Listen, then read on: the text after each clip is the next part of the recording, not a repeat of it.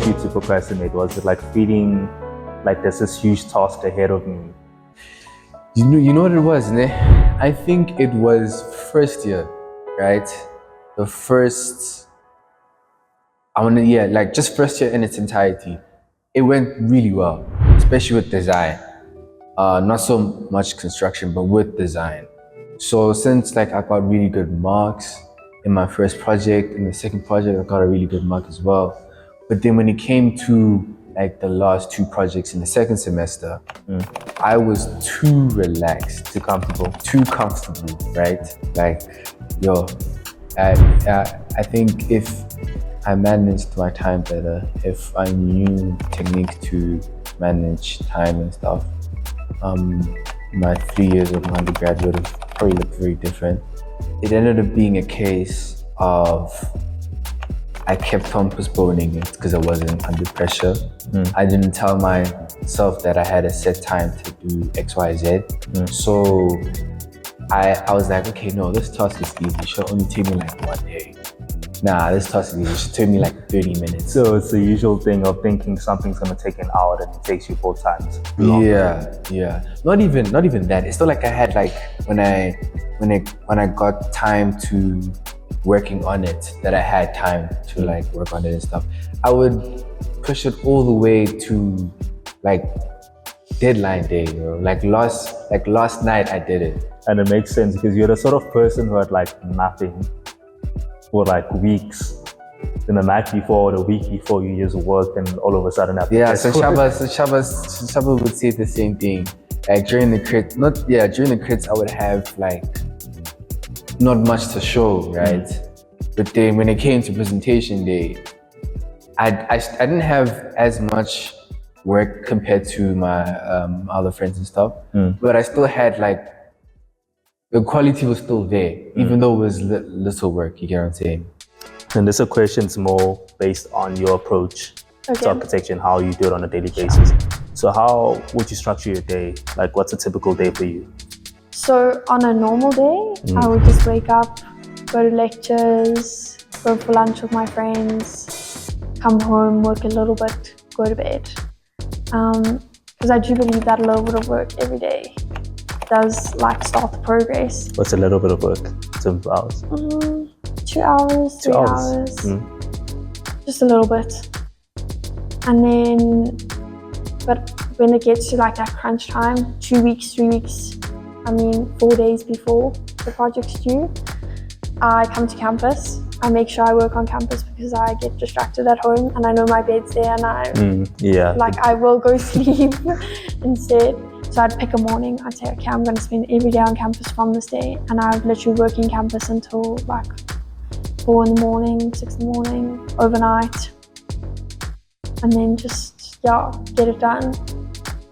And then a very, very important thing I learned, my dad actually told me, and he was like, write a to-do list. Always write a to-do list. Because as soon as you check one thing off, you feel relief. And I think I started it last year with my design exam. I wrote a to-do list and I scratched everything off. And it was huge in the beginning. And then just scratch everything off and you get it done. And I just always write a to-do list, prioritize what I want to do, and then do it. So another thing, before like I say anything, I think it's very important that I stress that sleep is very important. And for the main reason is that your brain also needs like time to rest so that also its creativity can actually be at its optimum, Sometimes you just need fresh eyes to be able to see something the right way. So this is something that I developed like later on towards my second and third years, like where I realized the importance of structuring my day like in the morning, giving yourself time to maybe like to think about how you're going to conduct your day, what order you're going to tackle your activities in, because you find a lot of the times that maybe if you maybe moved task C to the first thing that you do, it might actually impact task B and A in it has a ripple effect, but you see that comes usually when you just give yourself the time to think, the space to think and be like, okay, I need to tackle this. So I can start I can sort it out A, B, and C, do it like that. Another tactic that I think is really good, like I've said, working with people is also good because they can also help you in terms of knowing when to stop. You know, sometimes you can there's something called over designing, you know. Over designing basically is like once your design has gotten to that level that is good, but then you still want to push it further.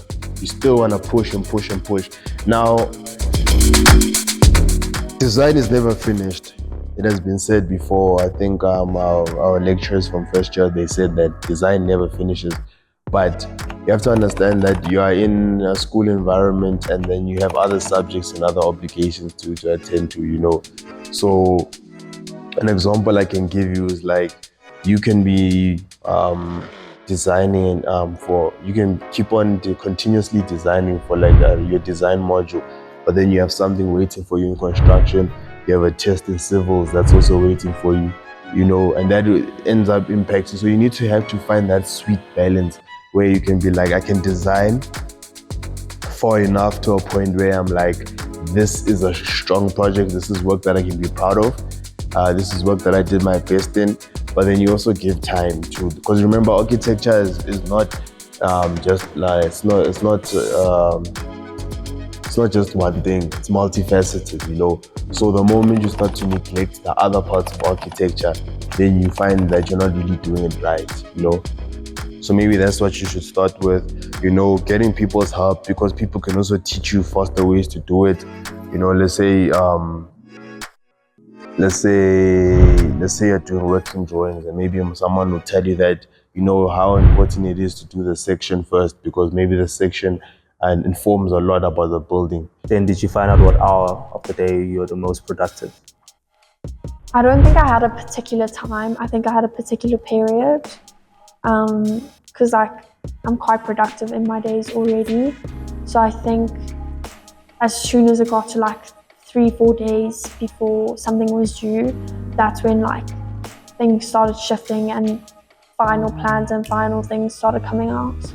Like adrenaline kicks in for me and then I can work for 24 hours. So do you work better under pressure? Yeah, completely. There's no like specific hour that I'm like I don't wake up in the morning and the first thing I do is turn on my laptop. I like to go through it. You know? Then let's say 2 weeks before a deadline, or let's say a month before a deadline, how many hours of sleep would you get a night? A month before the deadline, I'm getting maybe 6 hours of sleep. Maybe 6? 6. Do you aim for higher or something? I'm still working in that time. Like I still come home and work. So I try to go to bed by 12 and wake up by 6 o'clock in the morning. But yeah, I do aim for higher. Not really. I'm in my sleeping pattern now. And then I didn't sleep the Thursday night, the Friday night. And then the Saturday morning I went home and slept for 3 hours. Saturday night I didn't sleep. Sunday night I didn't sleep. Monday we submitted. I went home, I didn't sleep the whole day. And then I think I slept like 3 hours. And then Tuesday I presented. So, because I was like preparing my presentation and doing all those things. So, yeah. But it really is adrenaline. Like everyone's like, go to sleep, go to sleep. But then when I sleep, I'm like dreaming about architecture and it doesn't really feel like really? I'm sleeping. You dream about architecture? Like I dream about what I have to do next or like wake up and do. That is crazy. So like it runs through my mind. And then I complicate things in my dream and I wake up like in a panic. I'm like, there's so much to do, but it actually isn't that much. Yeah, so I've discovered that I'm actually an early bird and not a night owl, you know, and mainly because my productivity, especially like after 1, starts to like go down, you know, so I can be awake. Like I could be awake from 1 up until 6, right? But it doesn't really mean I am awake, you know, because I'm not really working at my best. I'm tired. Like it's one thing to be awake, sitting up in your chair with open eyes. Like, you know, that thing of you've said previously, like 2 lines in 2 hours, it's very possible. In as much as it might sound unrealistic, you're just there like fighting, you're there, you're just fighting to just stay. Like, no, it's not a good thing. So it's just better to sometimes sleep, you know. But yeah, I realized that, 5 a.m., 5:30, that's a good time for me to wake up. Also, it's very nice for me to tackle my day when I'm fresh, like I'm fresh, it's the morning, birds chirping, sun just came out, it works. I think that it works for me. But obviously it also depends on like the pressure of the week, because if things need to be done, I can maybe sleep at like 12, 1, and then also wake up at like 5, 6, depending on like how hectic the work is. Yeah. Then when it comes to the environment which you want to work with, like you spoke about coming to campus before deadline, like a few days before deadline, and staying away from your bed because it's enemy number one. Are there other things that you do to your environment to like make yourself more productive? Like, do you like listening to music? Do you like watching series while working, or do you prefer silence? I preferred silence, so I didn't watch movies or listen to music when I was working. At all, or just while working? Nothing. Really?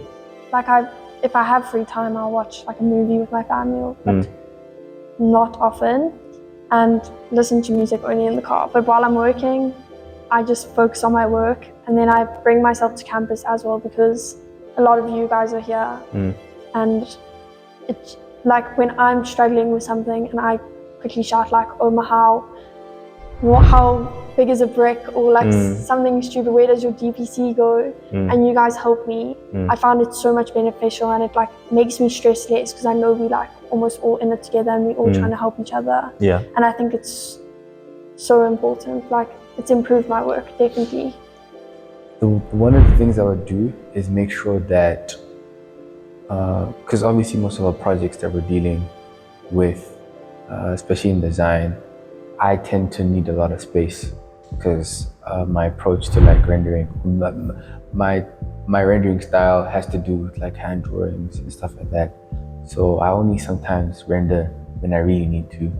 So because of that, to set up myself to have long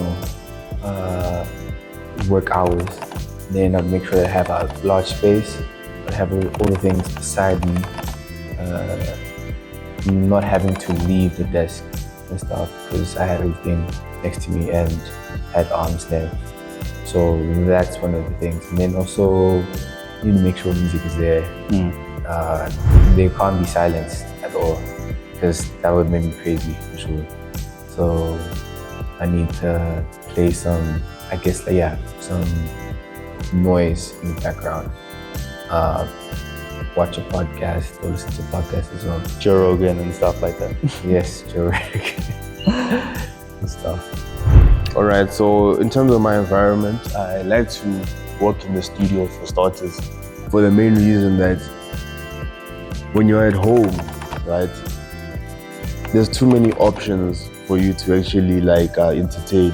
If you could be cooking at home, you can be cleaning your room, you could be doing laundry, stuff that you could have done later on, but just because you're there, you feel obligated to now do all those things, end up wasting time. You can get a call from someone, you can call forever, whereas in studio, you're less likely to do. I'm not saying that you can't get distracted in studio and stuff. It's really possible. You can, spend time on YouTube and stuff, but it's less likely because everywhere you look, it's like architecture related things, So if you get distracted, you probably get distracted with architecture. You see someone's model there, wow, that's amazing, type of thing, as opposed to being in your room and like getting distracted by maybe something that has nothing to do with architecture, you know what I'm saying? So that's important. You mentioned about like what do I listen to and what do I watch.